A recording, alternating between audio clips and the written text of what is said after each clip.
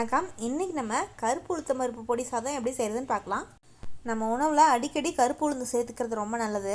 இந்த கருப்பு உளுந்தில் பெரும்பாலும் உளுந்தங்களியோ இல்லை உளுத்தங்கஞ்சியோ வச்சு சாப்பிடலாம். ஆனால் ஒரு சிலர் இந்த மாதிரி களி கஞ்சி இதெல்லாம் சாப்பிட்றதுக்கு விரும்ப மாட்டாங்க இல்லையா, அவங்களுக்கு இந்த மாதிரி கருப்பு உளுந்தில் பொடி செஞ்சு சாதமாக செஞ்சு சாப்பிடும்போது ரொம்பவே நல்லாயிருக்கும். சரி, இப்போ இந்த கருப்பு உளுந்து பொடி சாதத்துக்கு முதல்ல உளுந்தை வறுத்து அரைச்சி பொடி பண்ணிக்கலாம்.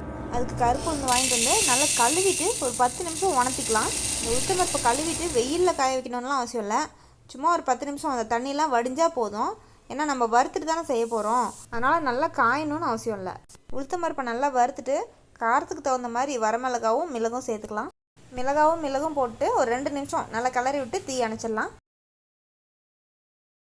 இப்போ நம்ம வறுத்து வச்ச உளுத்தம் பருப்புலாம் நல்லா ஆறிடுச்சு. இந்த சமயத்தில் இதுக்கு தேவையான அளவுக்கு உப்பு சேர்த்துக்கிட்டு நல்லா நைஸாக பொடி பண்ணி எடுத்துக்கலாம். இந்த அளவுக்கு நல்லா நைஸாக பொடி பண்ணி எடுத்தாச்சு. இனிமேல் நம்ம உளுத்தம் பருப்பு பொடி சாதம் செய்ய ஆரம்பிச்சிடலாம். டைம் கிடைக்கும் போது இந்த மாதிரி பொடியெல்லாம் செஞ்சு வச்சுக்கிட்டோம்னா எனக்காச்சும் அவசரமாக சமைக்கும் போது சாதம் வச்சு எடுத்து தாளிச்சு விட்டு சாப்பிட்றலாம். சரி, இப்போது உளுத்தம் பருப்பு பொடி சாதம் தாளிக்கிறதுக்கு ஒரு 4 பூண்டு தட்டி வச்சுக்கலாம்.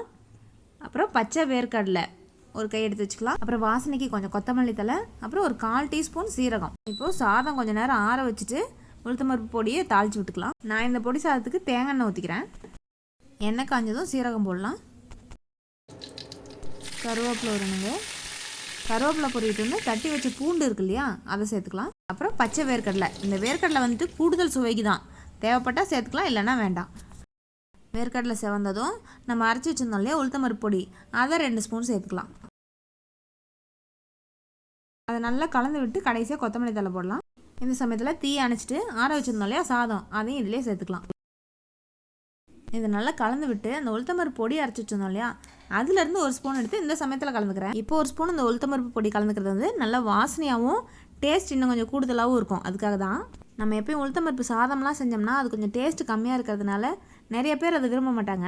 ஆனால் இந்த மாதிரி உளுத்தம் பருப்பு பொடியில் சாதம் செஞ்சு சாப்பிட்டோம்னா டேஸ்ட்டும் ரொம்ப நல்லாயிருக்கும். அதே சமயத்தில் வேலையும் சுலபமாக முடிஞ்சிடும். சத்தான கருப்பு உளுந்து பொடி சாதம் தயார். சாப்பிடலாம்.